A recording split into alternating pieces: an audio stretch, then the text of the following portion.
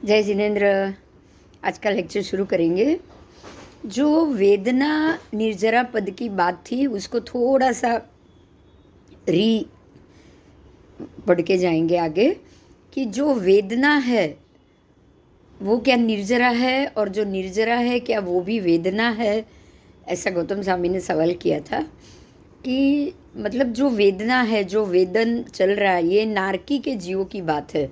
नारकी और वैमानिक जीवों में जो वेदना है वो ही निर्जरा है। मतलब जो वेदन चल रहा है तो क्या उस वक्त वो निर्जरा हो रही है, वही निर्जरा है क्या? और जो निर्जरा हो रही है वो ही क्या वेदन भी है? तो भगवान ने मना किया कि नहीं, ऐसा नहीं समझना है कि जो वेदना है वही निर्जरा है और जो निर्जरा है वही वेदना है। तो परमात्मा समझाते हैं, गौतम स्वामी पूछते हैं कि वेदना है वो निर्जरा नहीं है, ऐसा कैसे? क्योंकि जो वेदना चल रही है, वेदन चल रहा है, वो निर्जरा भी हो सकता है ना उस वक्त, पर वो नहीं कैसे?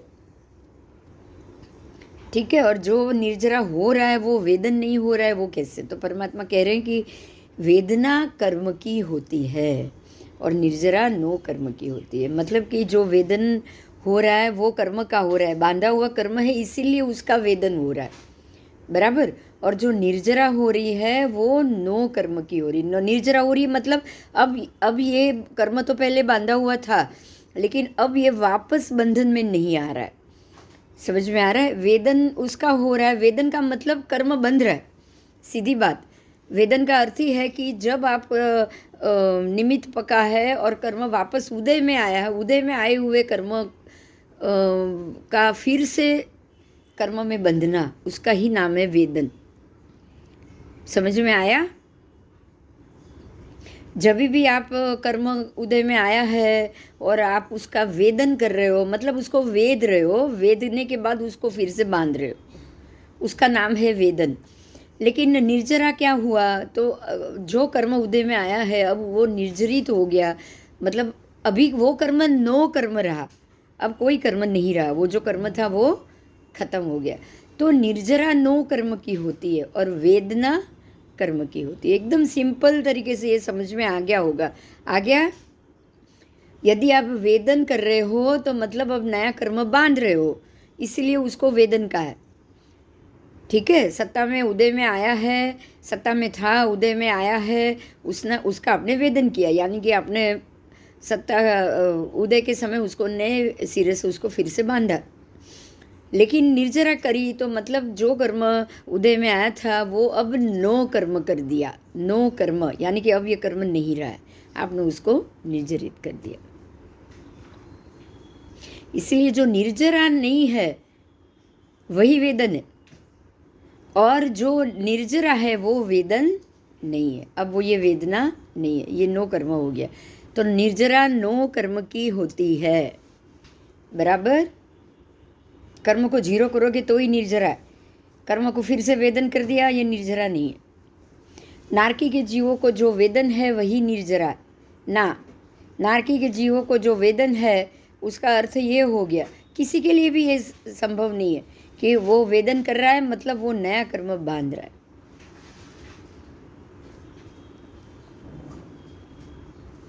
ठीक है। उनको वेदना कर्म की होती है और निर्जरा नो कर्म की होती।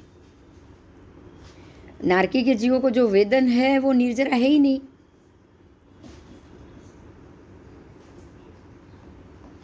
बराबर।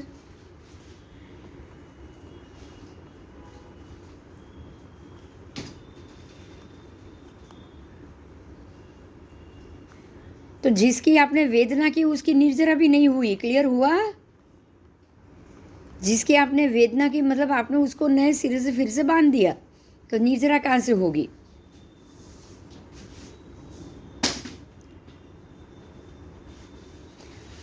ठीक है। और जिसकी निर्जरा की वो तो नो कर्म हो गया, मतलब उसका वो उसकी वेदना भी नहीं हुई। जिसकी निर्जरा की है उसका उसकी वेदना भी नहीं की है, बराबर।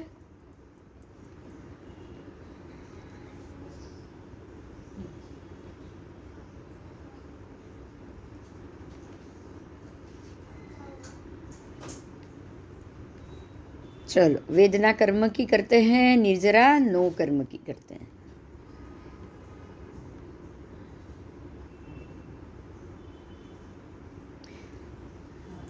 आओ, जो वेदना का समय है वही निर्जरा का समय है ना, क्योंकि वेदना का समय है वहाँ तो निर्जरा आया ही नहीं। जो निर्जरा का समय है वही नो कर्म का समय है।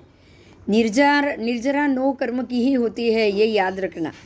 आपने नो कर्म कर लिया तो ही अब ये निर्जरित हो गया।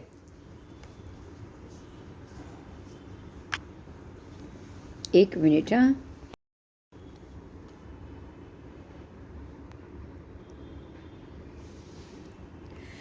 क्या नारकी के जीव शाश्वत है या अशाश्वत?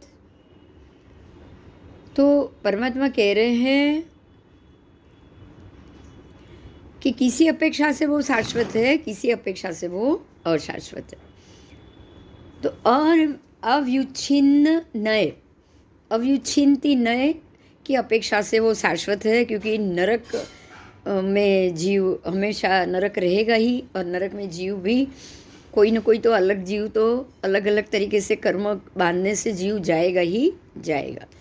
लेकिन व्युच्छित्ति नय से वो अपेक्षा से वो अशाश्वत है।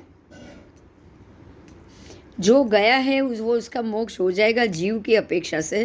तो जरूरी नहीं कि वो एक बार जाके आया तो वो हर बार उधर ही रहेगा। ठीक है, आओ। संसार समापन्नक जीव की बात थी वो। सु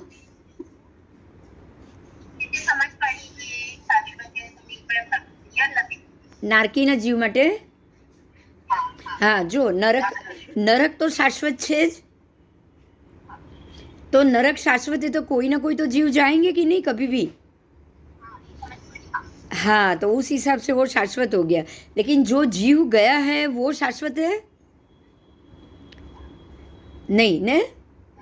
हाँ, वो तो हाँ, कोई भी जो नरक में गए, जैसे भगवान भी गए महावीर स्वामी, पर वो अब तो मोक्ष चले गए, तो वो अशाश्वत थे तभी मोक्ष जा पाए ना। तो जीव नहीं, पर्टिकुलर जीव में भी कोई अभवी जीव और नरक में ही रहने वाला ऐसा नहीं है। पर्टिकुलर जीव भी वहां से एक बाहर किसी और गति में पंचेंद्रिय जीव तो जाएगा ही जाएगा। पंचेंद्रिय में जाति भव्य नहीं होते, बराबर। हाँ, गौतम स्वामी ने प्रश्न पूछा है कि किसी प्रकार से हाथी की अपेक्षा कुंथुआ का आहार अल्पतर, निहार भी कम है, उच्छ्वास निश्वास रुद्धि महिमा द्युति सब कम है, और हाथी की अपेक्षा कुंथु की अपेक्षा ज़्यादा है। कुंथुआ यानी कंथवा। तो हाथी महत्तर आहार वाला, निहार वाला, उच्छ्वास निश्वास वाला और द्युति वाला है। तो क्या हाथी का जीव और कुंतु का जीव समान हुआ? बोलो, समान हुआ? नहीं, कैसे? કે ઓલાનો હાથીનું વધારે ઓલું છે ને કંઠવા મીન્સ હાથી પંચેન્દ્રિય છે, કંઠવા ત્રિઇન્દ્રિય ને हाँ, बराबर।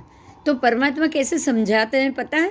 परमात्मा कह रहे कि आप एक बड़े से कमरे में दिया रखो, तो वो दिया पूरे कमरे को प्रकाश देगा। हाँ, और वही दिया एक छोटे से मिट्टी के घड़े के अंदर रखो,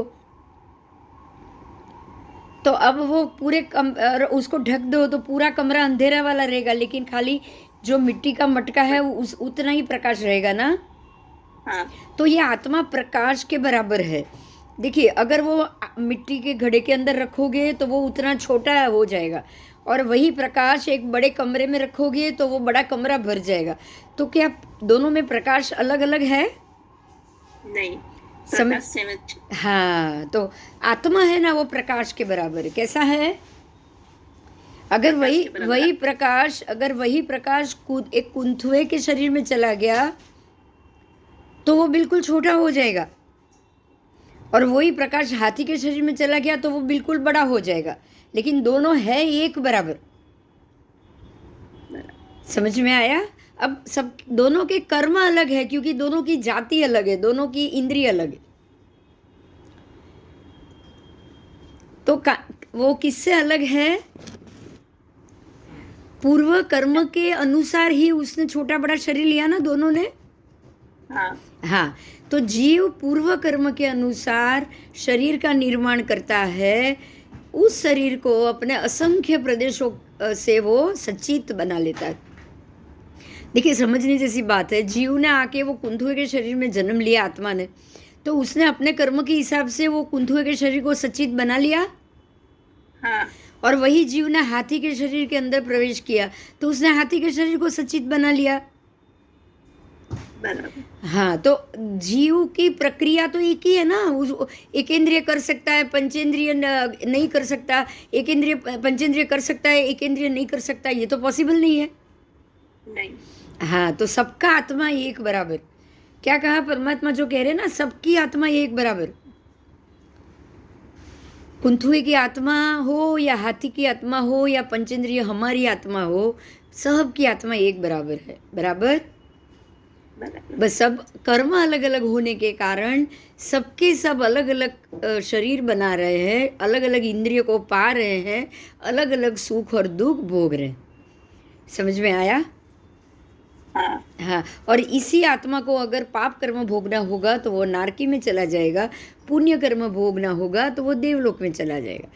लेकिन ये सारा जाना आना, देवलोक में जाना उसका आयु भोगना, नारकी में जाना उसका आयु भोगना, हाथी के शरीर में रह के वो वेदना और कर्म भोगना, या कुंथुए के शरीर में रह के वेदना और कर्म भोगना, ये सब किसके कारण?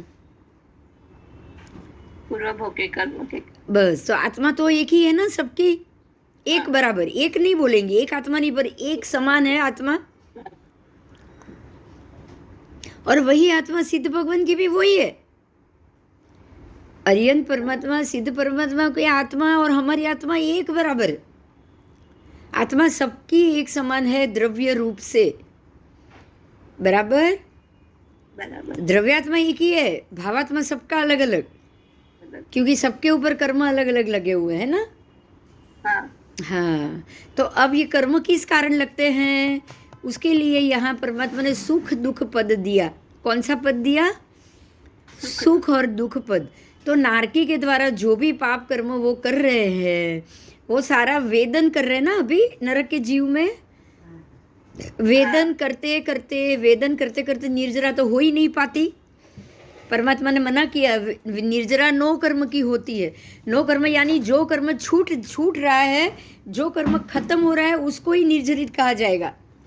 लेकिन वेदन में क्या होता है कि उदय के समय में नया कर्म बांध रहे हो, उसका ही नाम वेदन।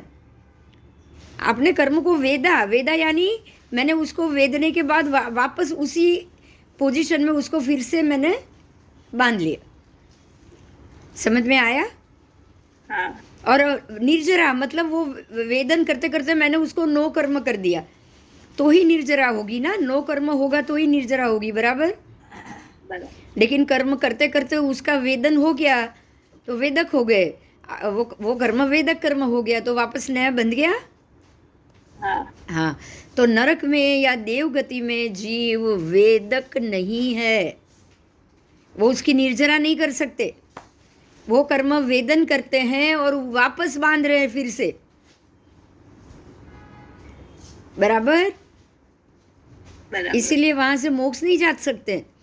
नरक, तिर्यंच या देव कहीं से भी मोक्ष नहीं जा सकते हो, क्योंकि सब जगह कर्म का वेदन हो रहा है। मात्र मनुष्य भव संगनी, और वो भी भव्य। अगर भव्य जीव होगा, संगनी पंचेंद्रिय होगा, मनुष्य वहाँ कहाँ होगा अभी भी, और वो क्षेत्र से भी होना चाहिए ना। हाँ, वही क्षेत्र में होगा जो आर्य देश है। आर्य देश है, वहीं पे ही अगर वो होगा तो ही वो अपने सारे कर्मों को नो कर्म कर पाएगा। और नो कर्म किया तो वो कर्म की निर्जरा हो गई और वो वहीं से मोक्ष जा पाएगा। समझ में आया? मोक्ष जाने के लिए कितनी शर्तें हैं? हाँ। कितनी ज़्यादा शर्तें, आप सोचो। बराबर। हाँ, आप मतलब अब जगह भी हमको अपने कर्म के कारण ही जाना पड़ता है कि नहीं, बताओ। हाँ जमीन भी हमको अपने कर्म के कारण बुलाती है कि आप मेरे या आपके कहने से हम, मैं चाहूँ मैं मुंबई छोड़ दूँ और अमेरिका जाके रहूँ, तो क्या मेरे चाहने से होगा? नहीं। नहीं, मेरा कर्म वहां का बुलाएगा तो ही होगा। बराबर। बराबर। आओ आगे। नारकी के जीवों के द्वारा जो पाप कर्म कृत है, जो किया जा रहा है और जो किया जाएगा, समझिए, जो पाप कर्म कृत है तो ही नारकी मिली है, बराबर। और पाप कर्म और किया भी जा रहा है और आगे भी किया जाएगा, तो ये सारा दुख है। समझ में आया? हाँ। ये सारा दुख है। जो पाप कर्म निर्जीर्ण हो गए हैं, क्या वो सुख है? तो जो पाप कर्म निर्जीर्ण है वो ही सुख है। पर निर्जीर्ण हो रहे हैं, किनके होंगे? सम्यक दृष्टि के ही होंगे ना निर्जीर्ण तो। हाँ हाँ, सम्यक दृष्टि जीव सारे पाप कर्म की निर्जरा करेंगे, तभी तो श्रेणिक राजा नारकी में से निकल के दूसरे ही भव में मोक्ष जा पाएंगे, क्योंकि वो सम्यक दृष्टि है, वो अभी नया कर्म नहीं बांधेंगे। तो उनके लिए जो भी कर्म वेदन के रूप में खड़ा हुआ है, वो सारा नो कर्म हो रहा है ना। हाँ। हाँ, तो वो सुख है। क्या है? वो सुख है, वो सुख है। ऐसे ही जो वैमानिक देव दूसरे ही भव में मोक्ष जाएंगे, वहाँ से निकल के सारे जो ऊपर के हम बोलेंगे ना, जो अनुत्तर विमानों में है, वो तो वहीं से दूसरे ही भव में मोक्ष जाएंगे। तो उनके भी सारे कर्म पुण्य कर्म है, लेकिन सारे निर्जरित हो रहे हैं, बराबर। बराबर। तो आज बहुत अच्छे से आपने ये जान लिया, वेदन कर रहे हो तो नया बांध रहे हो कर्म।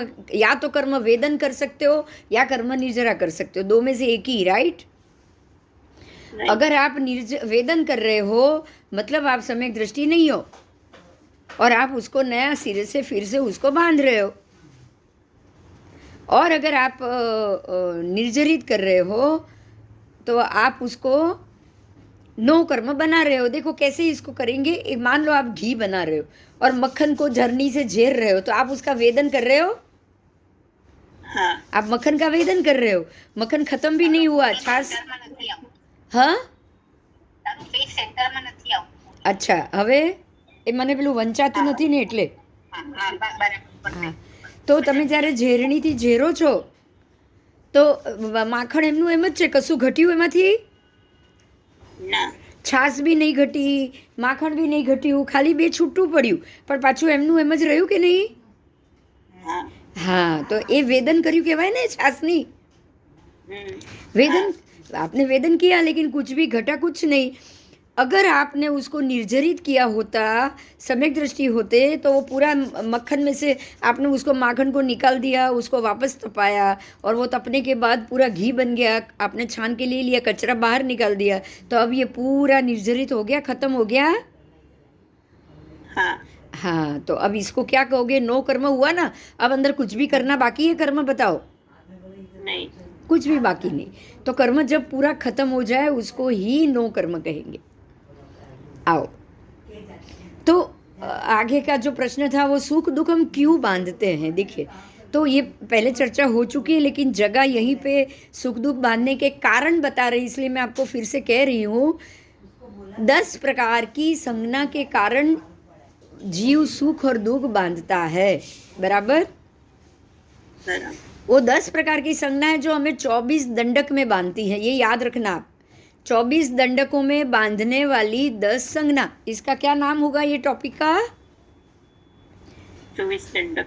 24 दंडक, दंडक यानी कि सजा, दंडक यानी कि एक पनिशमेंट। तो जीव को 24 प्रकार के अलग अलग पनिशमेंट है। वो पनिशमेंट में कौन लेके जा रहा है? ये 10 संज्ञा। 10 संज्ञा मतलब संज्ञा बुद्धि। ये 10 प्रकार की संज्ञा बुद्धि है जो आपको वो 24 दंडक में लेके जाएगी। मैं आपको पहले भी मैंने बताया, पता है कि डापण नहीं करवानु, डोट डाया नहीं थवानु। हाँ, तो ये संज्ञा क्या है? ये 10 संज्ञा क्या है? वही है, वही है। जैसे कि आहार संज्ञा, परमात्मा ने कह दिया अभी जितना हो सके उतना कम आहार करो, जितना हो सके उतना सच्चित आहार छोड़ के अचित आहार करो। कहा है कि नहीं कहा है बोलो? काय कहा है। अचित पानी भी दिया उबला हुआ, अचित आहार भी दिया आंबिल का। जीव अब अंदर से निकल गए, विरम गए, वो अभी अचित हो गया है। आंबिल आप रोज आंबिल करो और रोज उबला हुआ पानी पियोगे तो अपने आप आपका नया कर्म बनना ही नहीं, आहार संज्ञा आपकी खत्म हो जाएगी। समझ में आ रहा है? हाँ हाँ। अब आएगा उसके बाद भय संज्ञा। भय संज्ञा में क्या होगा? हाँ बेटा, तो ये आहार संज्ञा है, भय संज्ञा है, मैथुन संज्ञा है। भय में भी वही है, डर के मारे, पता है कि डर है, चोरी की है, बचने के लिए कुछ भी बोल देंगे, झूठ भी बोल देंगे, तो ये भय बुलाता है ना आपसे झूठ। हाँ हाँ, अगर किसी कोई चीज़ गलती से टूट गई है तब भी बहुत सारा झूठ बोल देते हैं हम। तो आहार संज्ञा, भय संज्ञा, उसके बाद मैथुन संज्ञा, उसके लिए भी बहुत सारा झूठ बोलना पड़ता है ना, पड़ता ही है। परिग्रह संज्ञा, परिग्रह संज्ञा में भी आप देखोगे कि परिग्रह संज्ञा कोई चीज़ इकट्ठी करना है, जरूर के बिना इकट्ठी करना है, उसके लिए भी सारे रास्ते निकालते हैं ना। वो सीए बोलो या वकील बोलो, रास्ता झूठ के ही निकालेंगे या सच के? बताओ। झूठ के झूठ के ही। व्यापारी होगा तो भी झूठ के ही निकालेंगे ना, वो कम वेरा भरना पड़े इसके लिए। हाँ हाँ, उसके बाद क्रोध संज्ञा। तो क्रोध संज्ञा में भी हमारी बहुत सारी बुद्धि चलती है कि नहीं? चलती जरूरी हो वहाँ क्रोध, जहाँ बिन जरूरी है वो भी क्रोध। कुछ भी बिगड़ा तो क्रोध, कुछ भी नहीं मिला तो क्रोध। उसके बाद मान संज्ञा, अरे भी मैं जो हूँ मेरा मान तो आपको करना ही पड़ेगा। ये क्या है बताओ? मेरे पास पैसा ज़्यादा है, आपको मुझे मान देना ही पड़ेगा, तो अहंकार आया कि नहीं आया? हाँ हाँ। अब वो अंबानी को या उसको बुला के आप अपने घर पे नीचे जमीन पे नहीं बिठा पाओगे? बताओ। नहीं हाँ, क्योंकि उनका मान है, वो उनको मान नहीं संभालोगे तो भी नहीं चलेगा। तो मान संज्ञा बुद्धि के कारण ही है, माया संज्ञा भी बुद्धि से। माया हमेशा त्राटक कराती है, गलत कराती है, उसी को ही माया का है। सही को गलत साबित करना, गलत हो उसको गलत को सही बता के जीत देना, सब माया संज्ञा है। फिर लोभ संज्ञा, जितना हो सके मेरा पैसा कम खर्चो, ये लोभ है कि नहीं बोलो? है हाँ, पैसे मेरे पास ज़्यादा ही रहे, मैं कमाती रहूं, इकट्ठा ज़्यादा करूं। कपड़े के मामले में लोभ, सबके मामले में लोभ। उसके बाद लोक संज्ञा, लोक यानी कि मुझे ऐसी जिंदगी चाहिए, मुझे अच्छी जिंदगी चाहिए, मरने के बाद मुझे देवलोक चाहिए, नरक में तो मेरे को जाना ही नहीं है ना। मैं छठे आरे में आना ही नहीं चाहती, छठे और बाकी के आने वाले पहले में, तब तक मेरे को देवलोक मिल जाना चाहिए, बस सोचते हैं ना ऐसा। हाँ हाँ, फिर ओग संज्ञा। ओग संज्ञा तो वही है, सामान्य बुद्धि, उत्कृष्ट बुद्धि, विशेष संज्ञा, उत्कृष्ट बुद्धि। ये सारी बुद्धि के कारण ही आपको मार पड़ती है, बराबर? बराबर तो मार का मतलब ही हो गया दंडक, दंड मिला ना आपको। हाँ तो 24 प्रकार के दंड मिलते हैं जीव को। कितने प्रकार के? 24 प्रकार 24 प्रकार के। और 24 प्रकार के दंडक में हमको खाली हमारी ये बुद्धि लेके जाती है। अब अगर बुद्धि का उपयोग बंद करेंगे तो ही यहाँ जाना बंद होगा। सबसे पहले हमको बंद क्या करना है? बुद्धि का उपयोग, बराबर? बराबर अब जरूरी करो, जरूरी करना है, बिन जरूरी मना किया है। अगर कोई आके बोले कि भाई मुझे ये प्रॉब्लम है तो वो सॉल्व अगर आप कर सकते हो और नहीं किया तो बहुत गलत है, सीधा आपको अंतराय लग जाएगा, समझे? हाँ, अगर कोई आके बोलेगा और आप कर सकते हो वो बहुत गलत है। वो भगवान कहते हैं कि अवग्रह में कितने भी जीव हो, जितने भी आपके अवग्रह में जीव हो, तो उसकी रक्षा करना कंपलसरी है, बराबर? बराबर उसकी रक्षा करना कंपलसरी है आपके लिए, आपके अवग्रह में पड़े हुए जीवों की रक्षा करना। और ये कंपलसरी आपको कुछ भी करके काम करना पड़ेगा। बराबर. બરાબર. आओ आगे जाएंगे.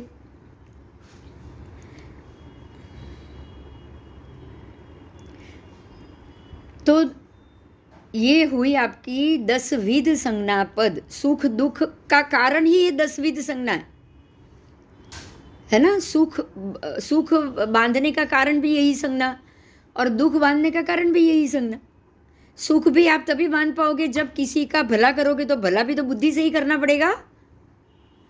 હા. हाँ, बिना बुद्धि तो आप किसी का भी भला नहीं कर सकते. राइट.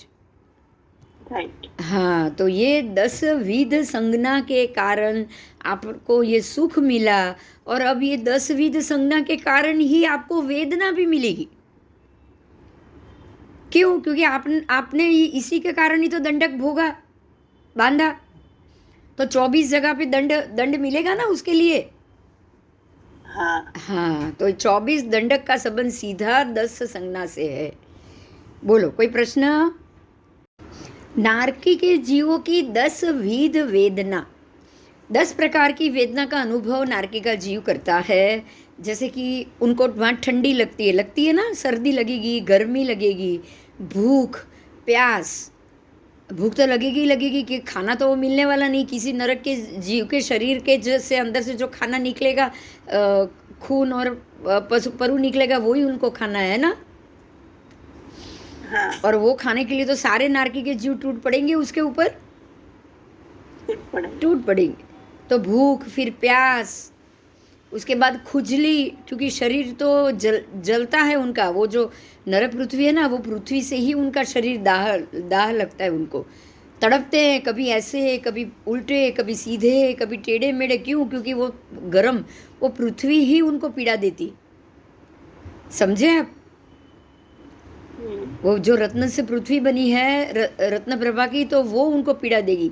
जो पंख प्रभा की कादव से बनी है, तो वो कादव की पृथ्वी ही उनको पीड़ा देगी. इसलिए खुजली उनको हमेशा रहेगी. परवशता तो है ही. उसके बाद ज्वर रहता है, ताव रहता है, ताव ज्वर. अब आप ये समझ सकते हो कि जब हमारे शरीर को कोई घा लग जाए, अंदर पस हो जाए, तो बुखार अपने आप आएगा. बराबर.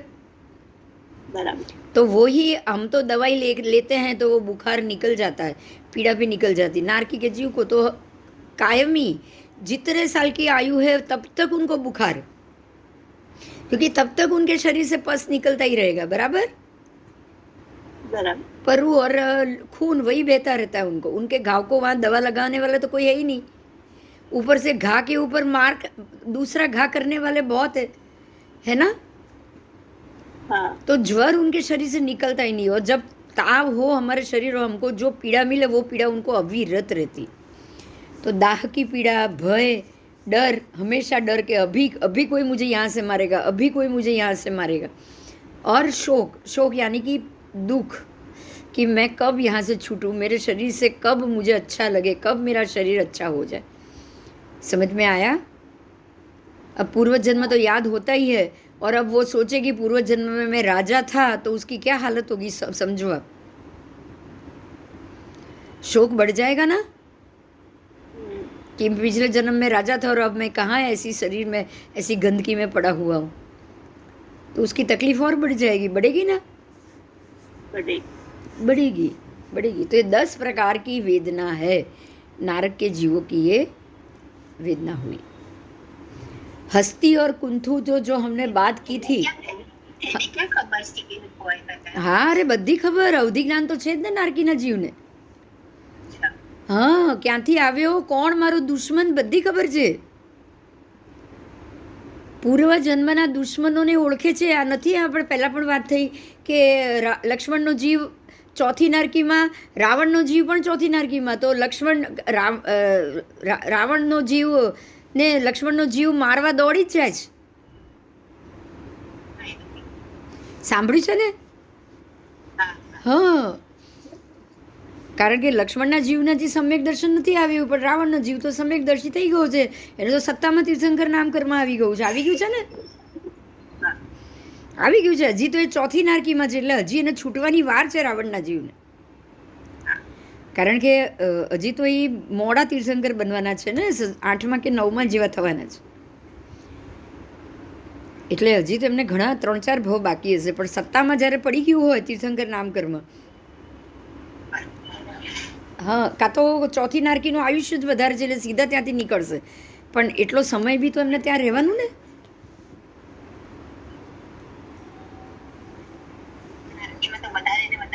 હા, નારકીમાં તો વધારે વધારે, કદાચ ત્રીજી નારકીમાં જો હવે જો સીધા તીર્થંકર બનશે તો એ ત્રીજી નારકીમાં, કારણ કે તીર્થંકરનો જીવ ત્રીજી નારકીથી નીચે જતો નથી,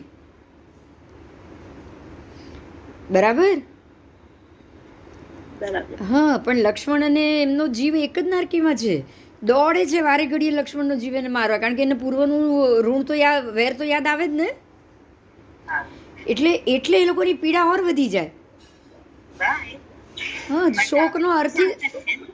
શોકનો અર્થ જ દુઃખ છે કે હું ક્યાં હતો અને આના લીધે મારી આ હાલત થઈ, હું નરકમાં છું.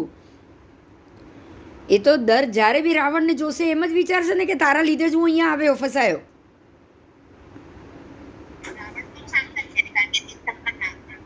હા, અને રાવણ માર ખાઈ લેશે કારણ કે એ સમ્યકદર્શી છે, એ એના કર્મ છોડશે, જ્યારે લક્ષ્મણનો જીવ છોડવાનો નથી. એ વેદન કરી રહ્યો છે, રાવણનો જીવ નિર્જરા કરી રહ્યો છે. સમજાય છે બંને મેટર? એટલે સ્થિતિ કેવી થઈ જાય, તમને પૂર્વનું યાદ આવે એટલે શોક આવે. શોક એટલે શું? તો કે દુઃખ, ગમગીની.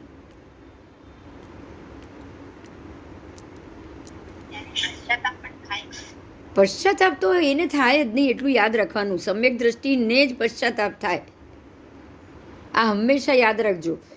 મિથ્યાત્વી જીવ પશ્ચાતાપ નથી કરવાનો. મિથ્યાત્વી જીવ અલગ રાસ્તા ઢૂંઢતા હૈ બદલા લેને કા.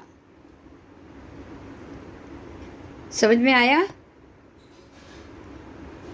હા, મિથ્યાત્વ ને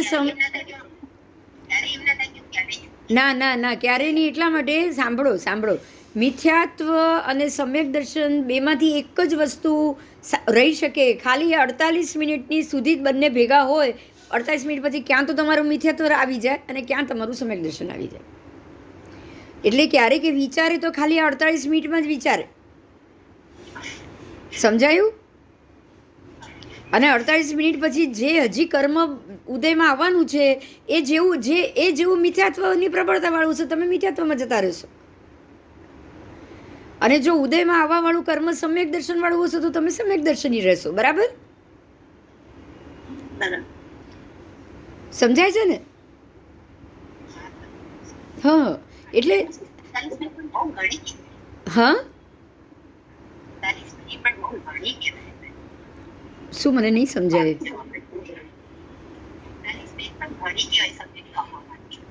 નહીં, મને તારો અવાજ નથી ક્લિયર આવતો.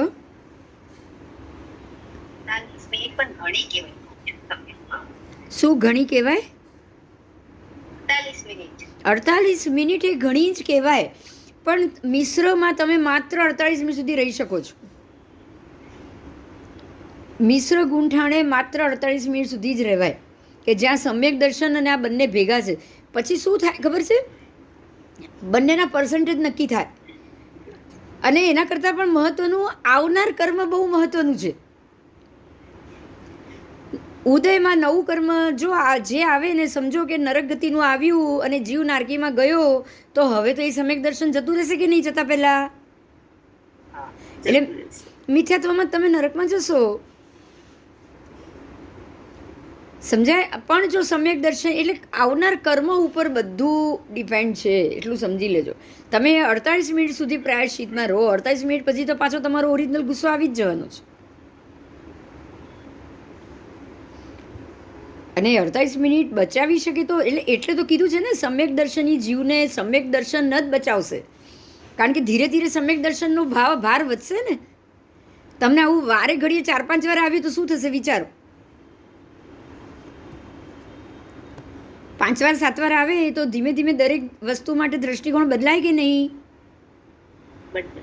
બદલાય. ધીમે ધીમે તમારો દ્રષ્ટિકોણ બદલાવાનું છે. એટલે તમે પેલું અપ્રત્યાખ્યાનથી પ્રત્યાખ્યાનમાં આવી શકો કે નહીં? હા, આવી શકો. अप्रत्याख्यान क्रिया किस अपेक्षा से कहा जा रहा है कि हाथी और कुंथू के अप्रत्याख्यान क्रिया समान होती है? बोलो, समान होती है? पहले तो मुझे ये बताओ।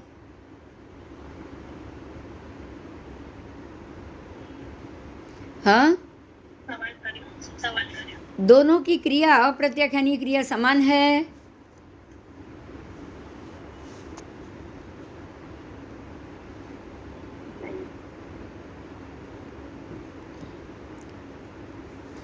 अब दोनों अप्रत्याख्यानी है, पहले ये तय कर लो। हाथी भी अप्रत्याख्यानी है, कुंथुआ भी अप्रत्याख्यानी है, दोनों में से कोई सम्यक दृष्टि है ही नहीं, दोनों अप्रत्याख्यानी है। तो आत्मा अप्रत्याख्यानी मतलब अब दोनों का जो प्रत्याख्यान नहीं है, तो दोनों अविरति है, वो तय हो गया। दोनों अविरति हुए कि नहीं? हाँ, तो अगर दोनों अविरति है तो अब दोनों की खाने पीने की जो क्रिया है वो तो एक समान हो गई कि नहीं? हाँ, हो गई ना? अब उसकी जगह हाथी और आपका या किसी कोई उसकी व्यक्ति का कोई मनुष्य का कंपेयर किया होता तो आप कह सकते थे कि भाई मनुष्य तो प्रत्याख्यानी हो सकता है, हाथी नहीं हो सकता। राइट? हाँ। आओ, तो अविरति की दृष्टि से हाथी और कुंथू की अप्रत्याख्यान क्रिया एक नहीं हो सकती। एक होती है, सॉरी, अविरति की दृष्टि से। बराबर? आओ, अब आधा कर्म भोजन। आधा कर्म भोजन क्या है? भोजन को आधा कर्म क्यों कहा गया है? तो आधा कर्म भोजन करता हुआ श्रमण। आधा कर्म तो मैंने आपको पहले, शायद ये टॉपिक आ गया है, गलत प्रकार से थोड़ी भी वो जो ईरिया वही वाली गोचरी, बराबर? अगर गोचरी में अष्टप्रवचन माता का पालन ना हुआ हो तो वो आधा कर्म वाला भोजन कहा जाएगा। तो ऐसा भोजन करता हुआ श्रमण निर्ग्रंथ आयुष्य कर्म को छोड़ के सातों कर्म की शिथिल बद्ध प्रकृतियों को गाढ़ बंधन में बांधता है। तो अब उसका बंधन गाढ़ होगा कि नहीं? होगा। तो ये खाना पीना किसके कारण हुआ? संज्ञा के कारण ही ना? हाँ, देखो अभी कितना सिंपल समझाया है। एग्जाम्पल याद करो मरीचि का। दीक्षा लिया हुआ व्यक्ति दीक्षा से बाहर निकला है और गाड़ी यूज़ कर रहा है, पैदल नहीं जा रहा है, अभी पैर में चप्पल पहन रहा है, छाता लगाया है और ऊपर से कपड़े बदल दिए हैं और वो साधु का कपड़ा पहन के बैठा है। ये आधा कर्मी दोस्त सब चीज़ में आधा कर्मी हो गया। और अब उसने जो शिथिल बांधने थे कर्म, उसकी जगह कितने गाढ़ बांध लिए। एक कोड़ा कोड़ी सागरोपम जीत ने कितने? एक कोड़ा कोड़ी। अगर वो ही भव में अगर वो संभल गए होते, पर अपने दादा आदिनाथ भगवान को देखकर अगर वो वहां से निकल गए होते तो कितना अच्छा होता, सोचो। होता ना? हाँ। इसीलिए आधा कर्म भोजन आपकी प्रकृतियों, कर्म प्रकृतियों को गाढ़ बंधन में बांधता है। बराबर? असंभृत अणगार बाहर के पुद्गल को ग्रहण किए बगैर एक वर्ण और एक रूप का निर्माण कर सकता है? नहीं कर सकता। समझ में आया? बाहर के पुद्गल को ग्रहण किए बगैर आप कुछ भी नया निर्माण नहीं कर सकते। बराबर? वो सिद्धि से होता है ना ये सब। सिद्धि प्राप्त हो तो ही बाहर से वैक्रिय पुद्गलों को लोगे और कुछ निर्माण करोगे। उसके लिए सिद्धि चाहिए। जैसे वो पादलिप्त सूरी पहुंच गए थे मेरू पर्वत पे, गए थे कि नहीं? जाते आते थे ना?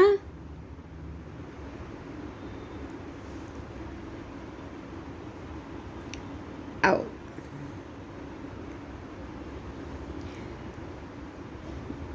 क्या असुवृत अणगार, क्या वह मनुष्य लोक में स्थित पुद्गलों को ग्रहण करके कुछ निर्माण, रूप का निर्माण करता है?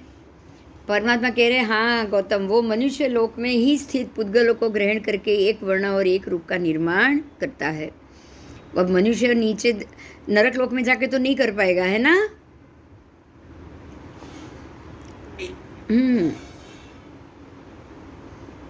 एक वर्ण और अनेक रूप, अनेक वर्ण और एक रूप, ऐसा कुछ भी हो सकता है। अनेक वर्ण और अनेक रूप बराबर, ऐसा वो कुछ भी मान सकता है। तो ये भी एक चतुर्भंगी है। क्या असमृत अणगार बाहर के पुद्गलों को ग्रहण किए बिना कृष्ण वर्ण वाले पुद्गलों को नील वर्ण में रूपांतरित कर सकता है? नहीं, वो जो पुद्गल लेगा वो ही चीज का वो वस्तु बना सकता है, लेकिन उसका रंग नहीं बदल सकता। समझ में आया? वो पुद्गलों को इकट्ठा करने के लिए शक्तिशाली है, लेकिन पुद्गलों का रंग बदलने के लिए नहीं, लेशिया बदलने के लिए नहीं। अगर ऐसा होता तो खुद की लेशिया नहीं बदल लेता? बोलो, बदल लेता बराबर। हाँ, खुद की भी लेशिया वो बदल लेता। तो वो ऐसे ही रूक्ष स्पर्श वाले को स्निग्ध भी नहीं कर सकता, वो कुछ भी बदलाव नहीं ला सकता, वो सिर्फ कोई वस्तु बना सकता है। ठीक है। यहाँ परमात्मा ये कह रहे कि एक परमाणु को भी बदलने की ताकत किसी में नहीं है। क्या कह रहे भगवान?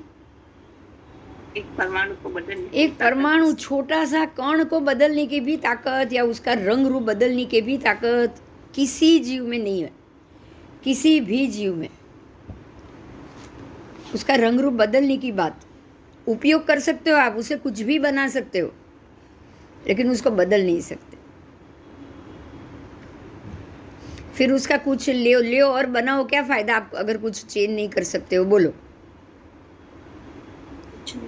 कुछ नहीं, कुछ नहीं। तो बना के जाके हम जैसे एरोप्लेन बनाया और जाकर घूम के आ गए, कोई फायदा हुआ? बताओ।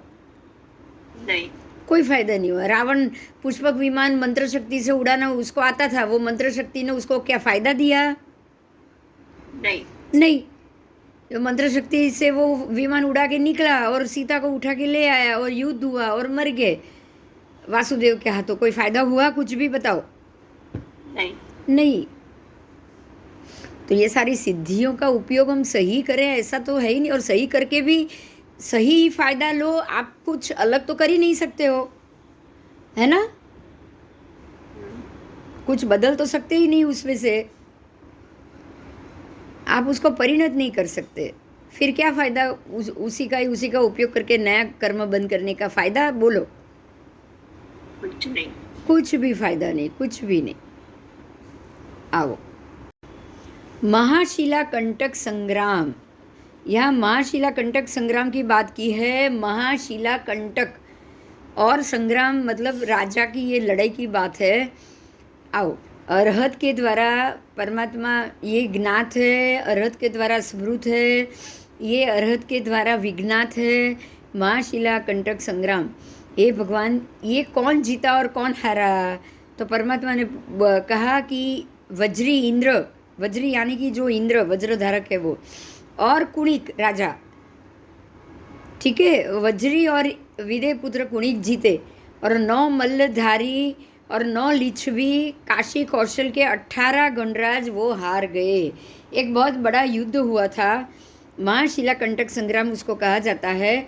उसमें कुणिक जो थे, विदेह पुत्र कुणिक, उसका यहाँ पे इंद्र ने उसको सहाय की और कुणिक और इंद्र जीते, और उसके सामने 18 राज्य थे, गणराज। कितने? 18 गणों के राजा, काशी देश, कौशल देश, ऐसे 18 गणराज के राजा थे, वो सब हार गए। ये महाशिला कंटक संग्राम उपस्थित हो गया है, ये जानकर राजा कौणिक ने अपने कुटुंबिक पुरुषों को बुला के कहा कि आप तुरंत ही हस्तिराज उदाई को सज्जित करो, अश्व, गज, रथ और प्रवर योद्धाओं से युक्त चतुरंगिणी सेना को सन्निध करो और संबद्ध करके शीघ्र ही मेरी आज्ञा का पालन करो। तो कौटुंबिक पुरुष श्रेणिक राजा के द्वारा इस प्रकार का निर्देश प्राप्त करके रुष्ट तुष्ट और आनंदित चित्त वाले होके अंजलि को भाल पे टिकाकर बोले ऐसे दो हाथ कि स्वामी जैसा आपका निर्देश है वैसा ही होगा। और ऐसा कह के विनय पूर्वक उन्होंने वचन स्वीकार किया, वो वहाँ से गए। अब आप सोचिए, ये श्रेणिक राजा का पुत्र कोणिक, और वो युद्ध कर रहा है 18 देश के राजाओं के साथ। समझ में आया?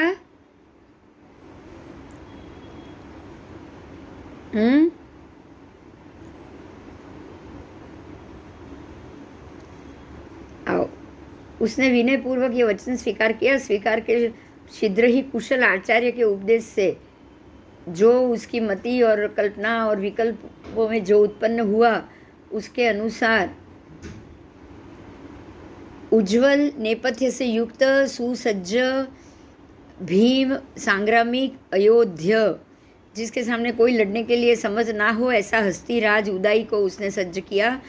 और अश्वगज प्रवर योद्धा से युक्त चतुरंगिणी सेना को उसने संबद्ध किया। बराबर। और वो सेनापति आ गया, राजा को कह दिया भाई चलो आप, सेना तैयार हो गई है। कुणिक राजा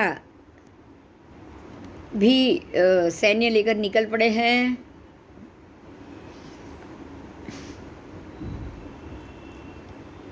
उन्होंने भी निकलने से पहले बलि कर्म किया, मंगल अक्षत आदि से पूजन किया, प्रायश्चित किया, सर्व अलंकारों को विभूषित किया और लोह कवच को धारण किया।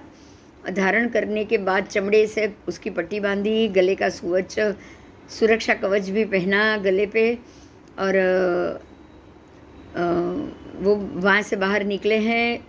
छत्र चामर धारण किया है, दो दो व्यक्ति चामर झुला रहे, ठीक है। और उसको देखते ही लोग, सैन्य खुश हो जाएगा ना, राजा आ जाएगा सामने तो। हाँ हाँ, तो वो उदाई हस्तीराज भी आगे के पास पहुंच गया और उसके ऊपर आरूढ़ हो गया। अब राजा कुणिक की बात आई है। राजा कुणिक का वक्ष हार के आच्छादन से सुशोभित हो रहा था, ठीक है। तो वो भी हार पहन के राजा कुणिक भी आ गए हैं योद्धा करने के लिए। चतुरंगिणी सेना को लेकर वो महाशिला कंटक संग्राम की जो भूमि थी वहाँ पे आ गए। आने के बाद देखा तो 18 जो गण थे उसके राज्य अपने अपने सैन्य के साथ खड़े थे। समझ में आ रहा है? 18 राजा का सैन्य और यहाँ अकेले कुणिक का सैन्य। बोलो।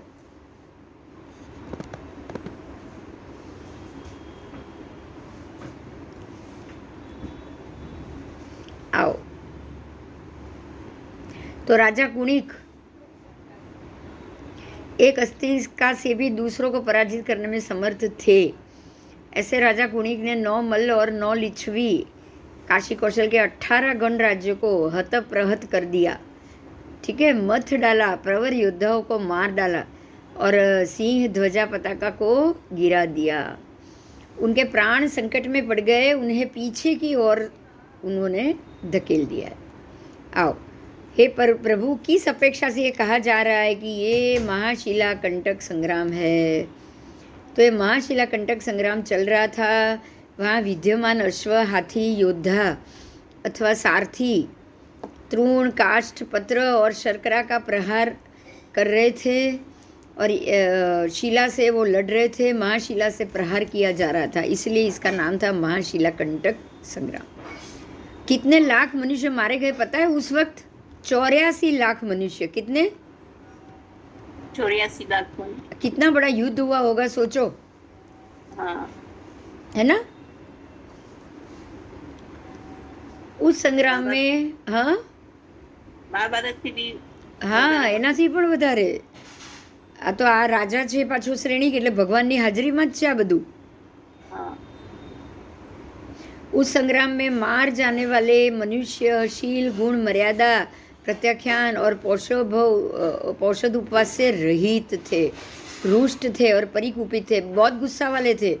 तो कहाँ से सम्यक दर्शन होगा, बोलो? नहीं, इतने सारे लोग मर गए और मारे जाने वाले को ना कोई शील था, ना गुण था, ना मर्यादा था, ना प्रत्याख्यान था, ना ही पौषध उपवास था. इसलिए उनका क्रोध शांत नहीं हुआ. उनका कष्ट परिकुषित नहीं हुआ। वे मृत्यु के समय मर के कहाँ गए? सोचो। खाली हम इतना ही जानते हैं ये युद्ध हुआ, पर प्रश्न के पीछे का कारण क्या है पता है? कि ऐसा संग्राम युद्ध करने वाले जो जीवशील गुण मर्यादा प्रत्याख्यान और पौषध उपास से रहित होते हैं और अतिशय क्रोध अतिशय कुपित होके वो बिल्कुल उपशांत नहीं होके लड़ रहे हैं, तो वो मरने के बाद कहाँ जाएंगे? नरक में। हाँ, कहाँ जाएंगे? तो अरहत के द्वारा ये ज्ञात है और उन्होंने ये बताया है कि ये सारे मरने के बाद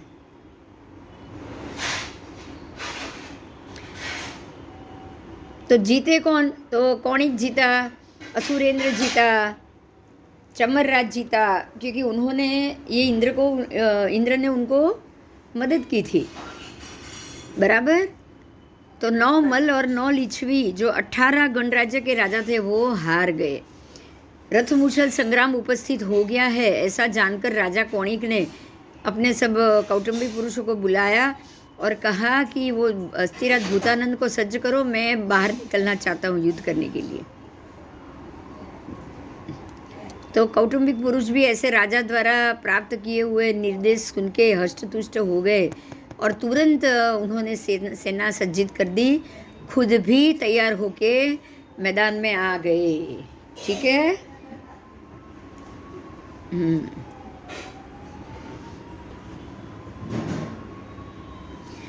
आओ। कौणिक जहाँ मज्जन घर था वहाँ आया, घर में अनुप्रवेश किया। अनुप्रवेश करके पहले उसने स्नान किया, बलिकर्म किया, कौतुक यानी कि जो तिलक आदि करते हैं वो किया, तैयार हो गए। मंगल चावल और दधी से उसने मंगल किया, प्रायश्चित किया, सर्व अलंकारों से विभूषित हुआ और क्षेत्र कवच को भी उसने धारण किया। ठीक है। कलाई पर चमड़े की पट्टी बांधी, यहाँ पे चमड़े की पट्टी बांधते हैं कांडे पे। गले का सुरक्षा कवच पहना और विमल वर चिन्ह पट्ट बांधे, जो जरूरी चिन्ह हो हर एक का। कोई राजा है तो राजा का, कोई सेनापति है तो सेनापति का, वो सब अपने अपने चिन्ह पट्ट भी बांधेंगे। आयुध और प्रहरण लिए। ठीक है। तीर कामठा जो भी आयुध है उनको भाला चाहिए था वो लिया और कटसरैया के फूलों से बनी मालाओं से युक्त छत्र धारण किया, जिसके दोनों और 2-2 चामर डुलाए जा रहे हो। उसको देखते ही जन समूह और जय निनाद से गर्जित हो उठा और हस्तिराज भूतानंद थे वहाँ ये राजा आए और आते ही हस्तिराज भूतानंद पे वो आरूढ़ हो गए। राजा कुणिक का वक्ष हार से आच्छादन से सुशोभित हो रहा था। वो डुलाए जा रहे श्वेतवर वस्त्रों से युक्त हो गए थे। अश्व, गज, रथ और प्रवर योद्धा से युक्त चतुरंगिणी सेना लेकर वो महान सुभट्टों से सहित होकर रथमुषल संग्राम आदि भूमि पे आए और रथमुषल संग्राम में उतर गया।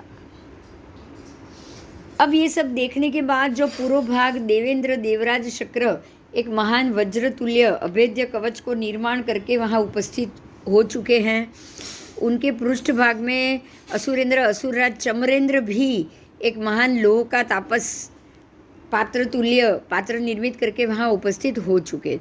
तो इस प्रकार से 3 इंद्र संग्राम कर रहे हैं। कितने? 3 इंद्र। एक है देवेंद्र, जो चमरेंद्र भी ये है ना, वो सौधर्मेंद्र, वो देवेंद्र हुए। हाँ। मनुष्येंद्र कौन? तो खुद राजा इंद्र समान, वो बड़ा है ना, श्रेणिक राजा। हाँ, तो वो भी मनुष्येंद्र हुआ, मनुष्य में इंद्र समान राजा यानी।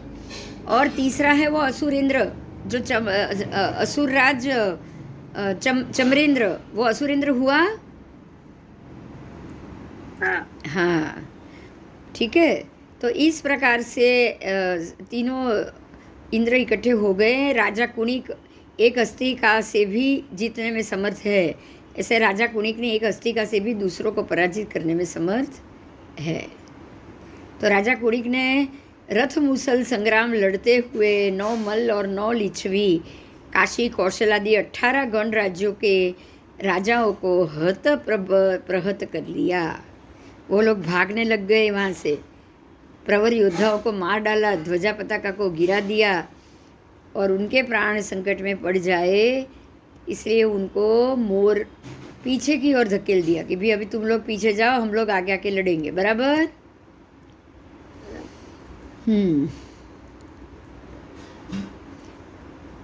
तो ये रथ मूसल संग्राम है। क्यों? क्योंकि यहाँ रथ भी बहुत सारे दौड़ रहे थे।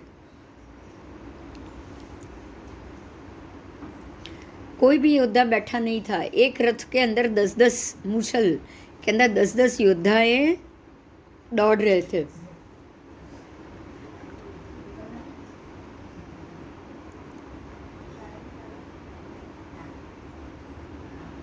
आओ, इस संग्राम में मारे जाने वाले मनुष्य शील गुण मर्यादा प्रत्याख्यान उससे रहित थे, रुष्ट और परिकुपित थे। ठीक है, उनका क्रोध उपशांत नहीं था और वो मृत्यु के समय में मर के कहाँ गए? बोलो। तो जो 84 लाख मनुष्य थे उसमें से 10,000 मनुष्य एक मछली की कुक्षी में ही उत्पन्न हो गए एक साथ। तो ये मछला भी बड़ा होगा हाँ, तो ये सारे क्या बने? मत्स्य बने। उसमें से 10,000 मनुष्य मत्स्य बने। सोचो आप।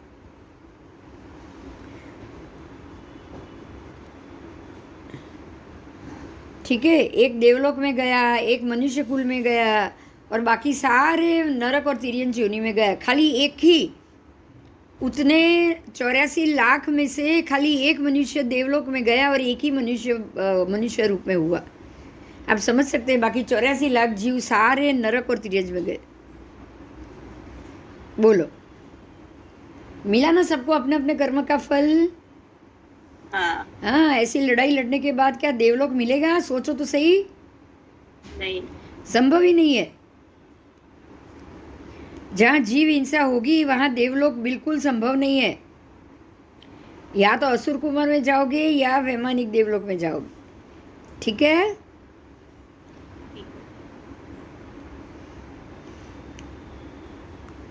आओ, अब जो देवराज शक्र था ना, वो राजा कुणिक का पूर्व जन्म का मित्र था। देखो यहाँ मित्रता, देव तुरंत इंद्र को पता चल गया अवधि ज्ञान से कि अरे ये मेरा पूर्व जन्म का, वो तो पूर्व जन्म देख सकता है। उसने देख लिया कि अरे ये तो मेरे पूर्व जन्म का मित्र है जो अभी युद्ध लड़ने जा रहा है, तो मुझे उसको सहायता करनी चाहिए। तो ऐसा सोचते हैं देव और नारकी के जीव। पूर्व जन्म याद आ जाता है, मित्र को देखकर खुश होते हैं। देव आ सकता है, नारकी तो आ भी नहीं सकता। बराबर। हाँ, और मारना होगा तो भी नहीं आ पाएगा नारकी, और बचाना होगा तो भी आ नहीं पाएगा, है ना? नारकी का जीव आ नहीं पाएगा, है ना? हाँ, देव पहुंच जाएगा, असुर कुमार भी पहुंच जाएंगे। तो ऐसे ही ये सौधर्म शक्रेंद्र ने देख लिया कि अरे मेरा दोस्त है जो युद्ध कर रहा है, तो मुझे मेरे दोस्त को मदद करनी चाहिए। तो ऐसा सोच के असुरेंद्र असुर कुमार भी उसका दीक्षा पर्याय का साथी था। कब का? पहले के भव में असुर कुमार चमरेंद्र ने दीक्षा ली थी, तो वो दीक्षा पर्याय का ये साथी था राजा कुणिक। तो वो भी मदद करने आएगा ना?